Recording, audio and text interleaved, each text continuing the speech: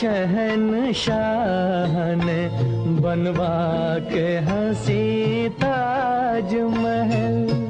दुनिया को मोहब्बत की निशानी देने वाले शाहजहां का आज 432वां जन्मदिन है। जहांगीर के घर पैदाइश, मुमताज से प्यार, ताजमहल का निर्माण और बेटे औरंगजेब की बगावत समेत आज जानेंगे शाहजहां की जिंदगी के रोचक किस्से। अकबर के बेटे जहांगीर के घर 1592 में खुर्रम का जन्म हुआ, जिन्हें शाहजहां के नाम से जाना गया।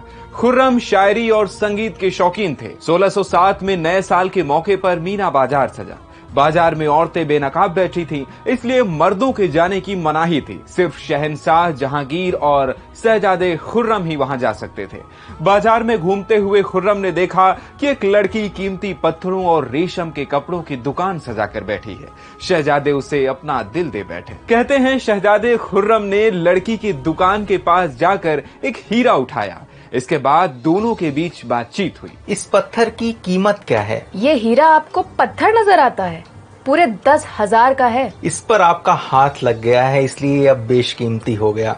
अगली मुलाकात तक मैं इसे दिल के पास रखूंगा। 14 साल की उस लड़की का नाम था अर्जुमंद बानू बेगम। शहजादे ने ऐलान किया कि उन्हें इस लड़की से निकाह करना है। जब दोनों की शादी हुई तब अर्जुमंद यानी मुमताज 19 साल की थी और खुर्रम यानी शाहजहां की उम्र 20 साल थी। 38 साल की उम्र में राजा बनते ही शाहजहां ने मुमताज को पादशाह बेगम यानी महिला शहंशाह की उपाधि दी। मुमताज को कई ऐसी सुविधाएं दी गईं जो किसी भी दूसरी रानी को नहीं दी गई थी। इतिहासकारों के मुताबिक दूसरी बेगमों को सालाना 6 लाख रुपए दिए जाते थे, लेकिन शाहजहां ने मुमताज को 2 लाख अशरफियों का इनाम और सालाना 10 लाख रुपए देने की घोषणा की थी।